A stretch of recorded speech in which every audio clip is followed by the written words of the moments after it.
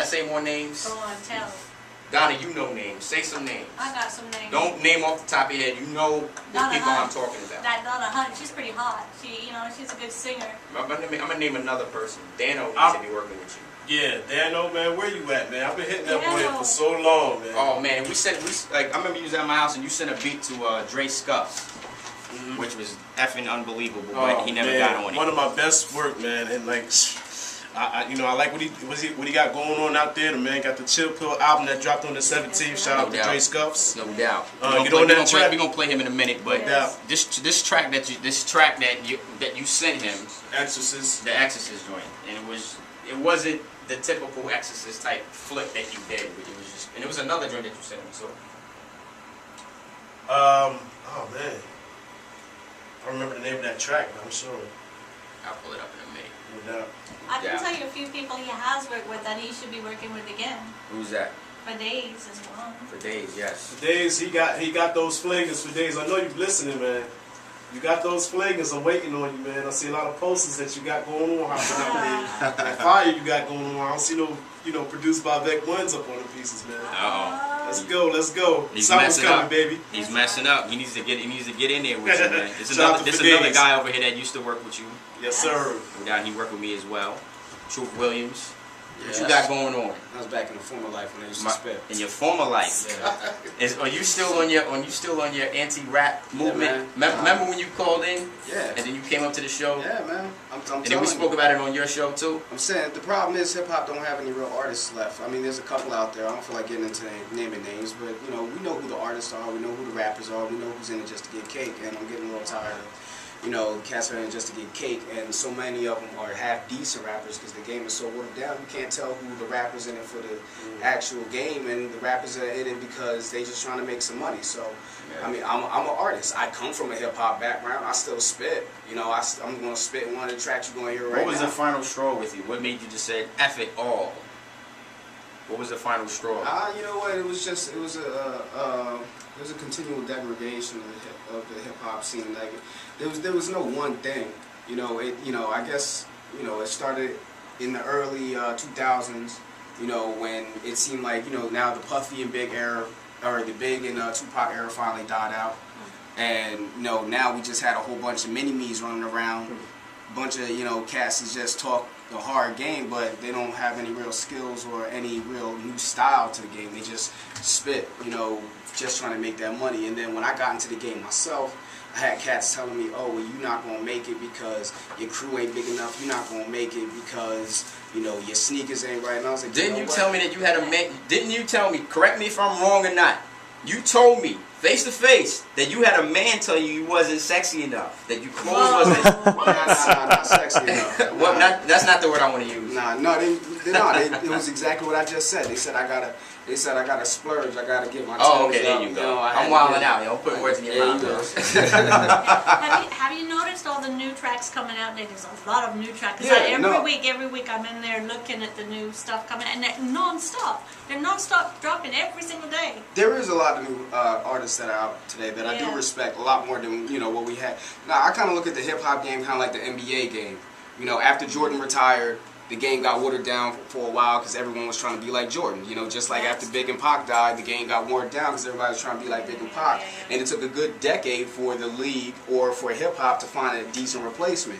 Now cats are coming to the game and cats are actually hungry trying to spit for the game. But the fact of the matter is, I'm so far removed now. Like I'm doing my grown man now. Like I don't have time. I'm in so many different areas right now where. Like hip hop isn't even my focus anymore. So you lost your hunger, basically. No, I didn't lose my hunger. No, I'm still hungry. I'm still very hungry, but I just don't want to rap anymore. I don't want to be considered a rapper.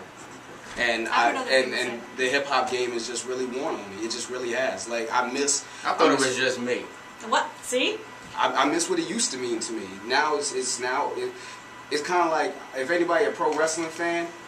Pro wrestling was hot back in the 80s and the 90s, and then all of a sudden, it got all crazy. It just got whacked out of nowhere, and it just fell. And rap is like WWF now. And that's exactly what it is. So I guess it's the perfect analogy.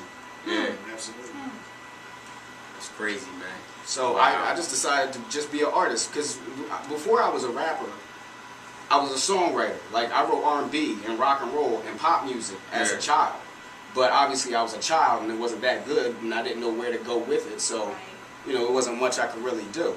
But now I'm a grown man, and I have exposure to all these different resources that I never had exposure to. So now, you know, I hang around groups. One group in particular that I hung around.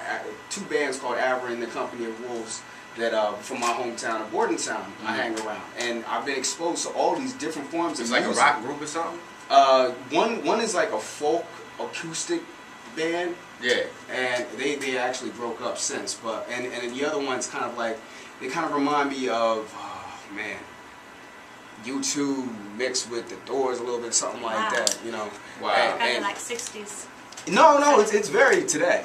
It's I don't know how to describe it, but that's the best I can go for right now, you know. And just being around these different bands and these new scenes, all of a sudden, you know, my creative juices have started to flow the way they used to when I was a child, when I didn't. So who have you stopped listening to since you discovered this this revelation? I haven't stopped listening to nobody. If I listen to you then, I still listen to you now. It takes a couple of albums for an artist to really grow on me. I don't just jump on somebody after the first album. Usually, if I'm messing with you like that in the rap game, then that means, you know, I was feeling you then, I'm probably gonna be feeling you now because it took you a while to gain my respect. So what was you listening to before that gave you that steam? Well, it depends on what we're talking about before. This is a decade worth of build-up we're talking about here. I'm talking about when me and Vec was doing music for you. What was you listening to before? Nas, Common, Mos Def, Talib Kweli, Jay-Z. At the time, I was still listening to the stuff from the 90s. And what have they done to stop influencing you? I still love Jay. Yeah. I still love Nas. Yeah. Talib Kweli, I mean, I love what I think Talib Kweli is whack. He kind of fell off. I think he's shaky. Yeah, He's been whack to me. You know, That's just my opinion. I know, but I understand where you're coming from, though. I mean, I was still messing with him for the couple of tracks that I was. That's just my opinion. Mos Def, he more about the acting than he is about music anymore, so it's kind of hard to really. Mos Def is hot. I like. Well, Mos Def is the most talented person in hip hop overall, if you ask me. Yeah. What do you think about Nas right now? He doesn't do anything. I mean, I got the Distant Relatives album with him and Gong, and that was hot. I loved it. I rocked that all last summer. I can't get Chris to listen to it. All last summer, I rocked that hard. I'll pass. He's passed. He won't listen to it. I bought it. Hey, I think it's hot. If you don't like it, you don't like it. You're lost, though. I just want Nas to come back. What Nas needs to do, he needs to get on YouTube and he needs to just look at all the rappers, all the producers that have remixed his songs. Yeah. That's what he needs to do. That dude, that dude that did the you ever heard that song Film that he did? And it was a dude that won the Heineken the Red Star competition. Oh yeah. He needs to get with that dude and have that boy live with him. Like how Michael Jackson had the kids living with him. Yeah, he needs to get that boy and have Nas and him need to live together and just make Honestly, music. though, I don't even think Nas really.